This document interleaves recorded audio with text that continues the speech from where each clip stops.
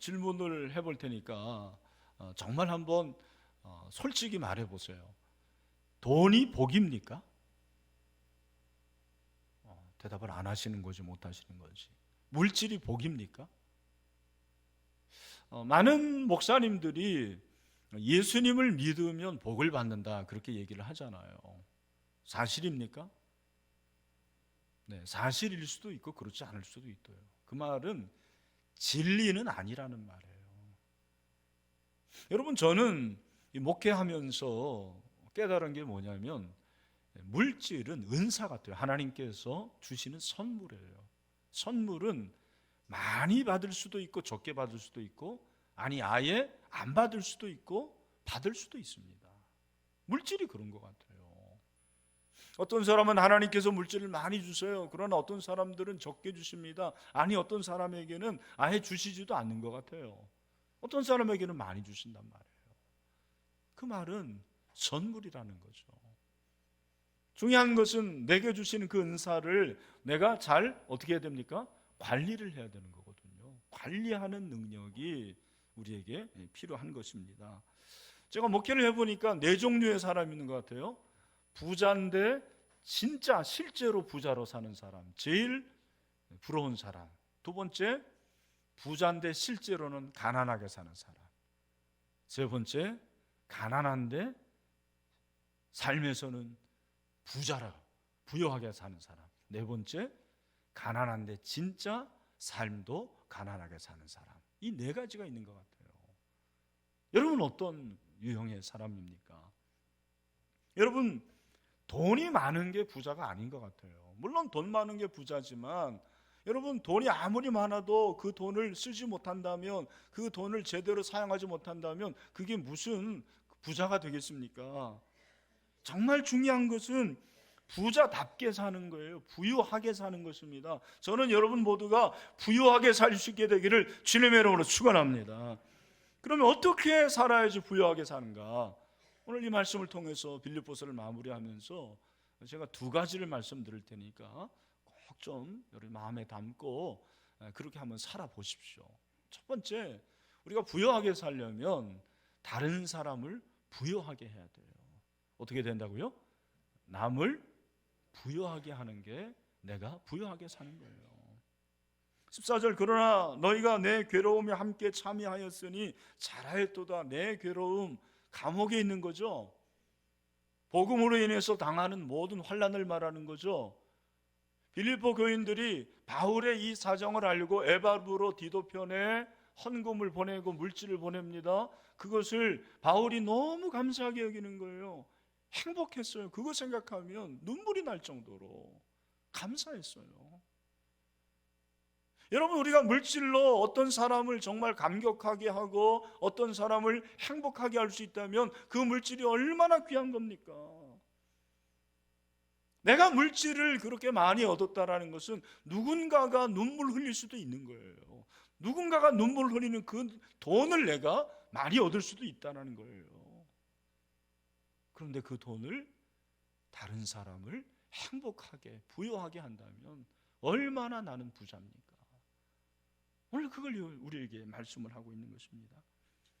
15절에 빌립보 사람들아, 너희도 알거니와 복음의 시초에 내가 마게도냐를 떠날 때에 주고받는 내 일에 참여한 교회가 너희 외에 아무도 없었느니라. 복음의 시초, 전도여행, 2차 전도여행을 말할 겁니다. 그때에 바울의 편이 누가 있습니까? 바울을 도와주는 사람이 누가 있어요? 오늘날은 선교사들, 그래도 돕는 선교사들이, 그 성도들이 많이 있지만 그 당시에는 아무도 없었어요.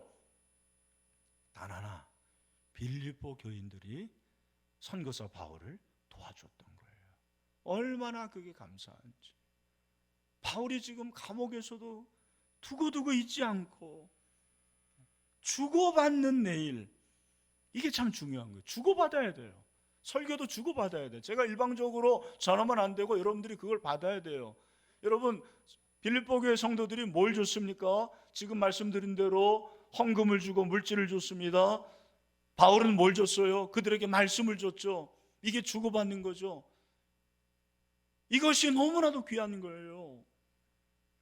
그래서 오늘 여기 이 주고받는 일에 참여한 교회가 너희 외에 아무도 없었다. 빌립보 교인들이 너무너무 감사한 거예요. 그러면서 17절, 내가 선물을 구함이 아니요 오직 너희에게 유익하도록 풍성한 열매를 구함이라 그랬습니다. 사실 바울이 구한 게 아니에요. 빌립보 교인들이 알아서 한 거예요.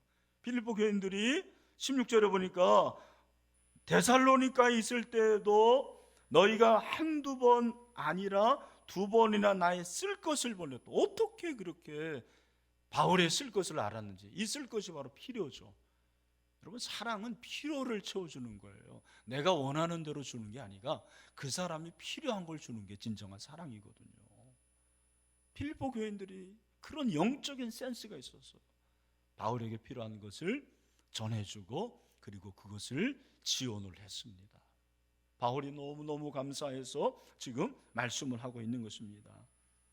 여러분, 오늘 이 말씀을 통해서 그렇구나, 정말 부자라는 것은 다른 사람을 부유하게 하고 행복하게 하는 것이구나 라는 사실을 깨닫게 되는 거죠.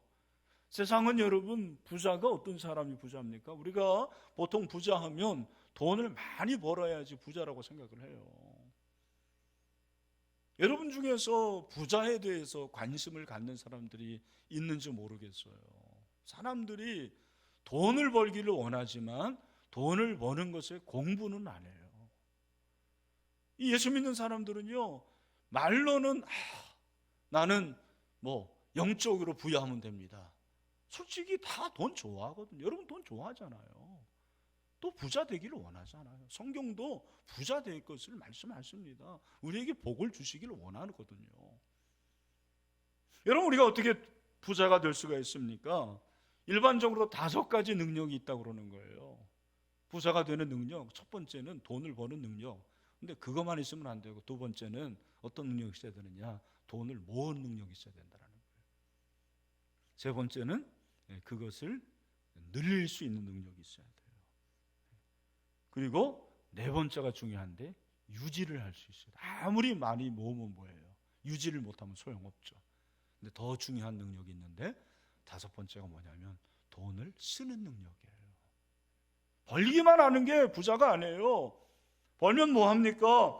버는 것을 모아야죠. 그리고 그걸 불려야죠. 그리고 그것을 유지해야죠. 더 중요한 것은 돈을 쓰는 거. 제가 보니까 돈 쓸 수 있는 사람이 부자예요. 내가 쓸 수 있는 그 돈이 사실은 나를 부유하게 하는 것입니다. 여러분, 그런 의미에서 빌립보 교인들이 정말 부자여서 바울을 도왔을까요? 저는 그렇게 생각하지 않아요. 성경이 빌립보 교회가 부자였다는 말 나오지 않아요. 그들이 잘 살았다는 말 얘기 나오지 않습니다. 여러분, 바울도 마찬가지죠. 바울이 부자였습니까? 바울 부자 아니었어요. 바울이 뭐가 있었습니까? 선교사인데, 순회 전도자였는데 그의 수중에 뭐가 있겠어요? 아무것도 없어요. 그러나 오늘 18절을 보니까 내게는 모든 것이 있대요. 풍부하대요. 풍족하다고 얘기합니다. 이게 진짜 부자라는 거예요. 이 부유한 것은 내가 물질을 얼마나 많이 가지고 있는 것이 아니고, 그 물질을 내가 어떻게 사용하느냐구나. 그리고 내 스스로가 어떤 의식을 가지느냐, 그게 중요하다는 거. 부여의식을 가지고 풍부의식을 가지고 살아가는 것, 그것이 정말 중요하다는 것입니다.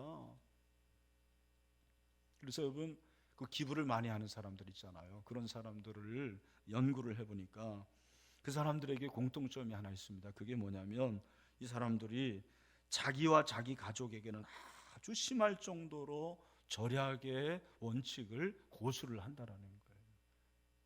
자기를 위해서 돈 많이 안 써요. 자기 가족을 위해서는 절약합니다. 그러나 사회와 공동체를 위해서는 한없이 통이 큰 거예요. 저는 우리 신일교회, 우리 교인들 중에서 이런 사업가가 좀 많이 나왔으면 좋겠어요. 이런 교인들이 나왔으면 좋겠어요. 정말 사회와 이웃을 위해서 통이 큰 사람들, 그런 사람들이 진짜 부자라는 것입니다. 전도서 11장 1절에서 솔로몬은 아주 중요한 말씀을 하고 있죠. 뭐라고 얘기합니까? 우리 같이 한번 읽겠습니다. 시작. 너는 내 떡을 물 위에 던져라. 여러 날 후에 도로 찾으리라. 아멘. 다시 한번 시작. 너는 너는 내 내 떡을 어디에 던지라? 물 위에 던져라. 여러 날 후에 돌 어떻게?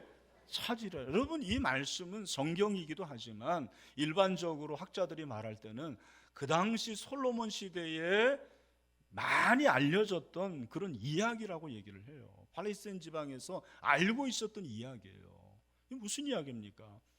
어느 나라 왕자와 함께 사냥을 갔습니다. 그런데 사냥을 돌아오는데 왕자가 없어진 거예요. 아무리 찾아도 없어요. 며칠을 찾아도 없는 거예요. 군사들을 다 동원해가지고 1년을 찾았습니다. 그래도 안 나오는 거예요. 포기를 했습니다. 근데 웬걸 얼마 후에 왕자가 자기 발로 왕궁을 찾아온 거예요. 어떻게 됐냐 그랬더니 사냥을 하다가 그만 강물에 휩쓸려 내려간 거예요. 그런데 여러분, 강물 이렇게 큰 내에 모래섬 같은 게 있잖아요. 거기에 걸렸는데 먹을 게 없잖아요. 굶어 죽을 판인데 세상에 저 상류에서 부대 하나가 내려온 겁니다.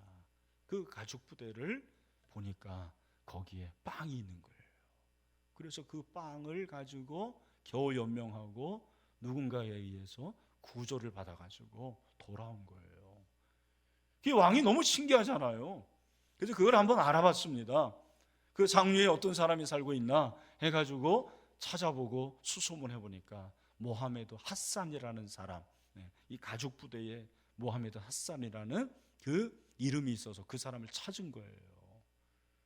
그 사람이 뭐라고 얘기했냐면, 왕이시여, 저는 어렸을 때부터 아버지에게 네 빵을 물 위에 던져라. 그리하면 도로 찾을 날이 있을 것이다. 이 얘기를 하도 들었는데 이게 진짜인가 해가지고 한번 가죽 부대에 빵을 넣어가지고 던졌습니다. 근데 이런 일이 진짜 있네요. 이런 얘기가 전해진 거예요.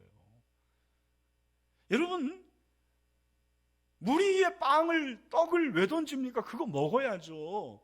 그거 먹는 게 뭔지 아닙니까? 그런데 그걸 한번 던져보라는 거예요. 어리석은 행동이죠. 불합리하게 보이죠. 그게 당장 무슨 효과가 있겠습니까? 그러나 언젠가는 다시 찾을 날이 있을 것이다. 그렇게 얘기를 하고 있는 것이죠. 저는 오늘도 마찬가지로 생각을 합니다. 우리가 작은 물질을 누군가를 위해서 던지고 누군가를 위해서 구제하고 헌금하는 거, 그거 별거 아닌 것처럼 보입니다. 그러나 하나님께서 반드시 그 내가 던진 빵, 내가 던진 물질, 내가 던진 그 헌금, 하나님께서 반드시 찾게 하시는 그날이 오게 될 줄로 믿습니다. 그걸 말하는 거예요. 그래서 여러분 17절에 내가 선물을 구함이 아니요, 여러분, 바울이 나에게 헌금 달라 그런 얘기 해본 적이 없어요. 나에게 돈이 필요하다 그런 얘기 해본 적이 없어요. 그런데 빌립보 교인들이 알아서 물질을 줬습니다. 그 물질을 받은 바울이 무슨 기도를 합니까? 오늘 11절에 그걸 말하는 거죠. 오직 너에게 유익하도록 풍성한 열매를 구함이라. 여기에 놀라운 반전이 있습니다. 선물에 관심이 있는 게 아니에요. 그런데 뭘 구합니까? 빌립보 교인들이 이 복음 사역을 위해서 헌금할 때 오히려 그것이 그들에게 축복이 되게 하여 주시옵소서. 그렇게 기도했다라는 거죠. 여러분, 우리가 누군가를 위해서 헌금하고 구제하고 도와줄 때 정말 물 위에 던지는 그 빵, 하나님께서 그걸 통해서 오히려 우리에게 은혜를 허락하실 줄로 믿습니다. 하나님이 그 일을 하시는 거예요. 하나님이 역사해 주십니다. 오늘 저와 여러분에게 이러한 확신이 있게 되기를 주님의 이름으로 축원합니다. 여러분의 자녀들에게 그렇게 가르치세요. 너만을 위해서 사는 게 축복이 아니다. 네가 부자 되는 것은 너 잘 먹고 잘 살려는 게 아니다. 누군가를 위해서 빵을 한번 던져봐라. 누군가를 위해서 한번 떡을 던져봐라. 하나님께서 반드시 너의 모든 삶을 책임져 주실 것이다. 그걸 우리에게 말씀을 하십니다. 그래서 여러분, 그리스도인은 내가 부자인 것도 중요하지만 다른 사람을 부유하게 하는 사람이 바로 그리스도라는 것을 말씀하고 있습니다. 사도 바울은 고린도후서 6장 10절에서 뭐라고 말합니까? 우리 같이 한번 고린도후서 6장 10절 읽겠습니다. 시작. 근심하는 자 같으나 항상 기뻐하고 가난한 자 같으나 많은 사람을 부유하게 하고 아무것도 없는 자 같으나 모든 것을 가진 자로다. 아멘. 저는 이 말씀이 너무 좋아요. 가난한 자 같으나 많은 사람을 부유하게 하고. 여러분, 저와 여러분이 가난한 것 같지만 많은 사람을 부유하게 할 수 있습니다. 한 사람이 아니에요. 여기 보니까 많은 사람이에요. 하나님의 나라는 이렇습니다. 여러분, 한 사람이 그 사람이 비록 작은 사람이고 가난한 사람이지만 그 사람을 통해서 많은 사람을 부유하게 하는 복음의 능력이 우리 가운데 생겨날 수 있게 되기를 주님의 이름으로 축원합니다. 이것이 어떻게 가능하냐면 복음으로 가능한 거예요. 예수님이 그렇게 하셨기 때문입니다. 고린도서 8장 9절 말씀, 우리 주 예수 그리스도의 은혜를 너희가 알거니와 부유하신 이로써 너희를 위하여 가난하게 되심은 그의 가난함으로 말미암아 너희를 부유하게 하려 하심이라. 아멘. 우리 주님 모든 걸 가지신 분이죠. 하나님의 아들입니다. 그런데 그분이 베들레헴 말구유로 오셨습니다. 재산이 없었어요. 집 한 칸 없었어요. 먹을 것 없었습니다. 그리고 십자가에 죽으셨습니다. 여러분, 그 예수 그리스도로 말미암아 우리는 다 부자가 되고 하나님의 자녀가 되었습니다. 이것이 복음의 능력입니다.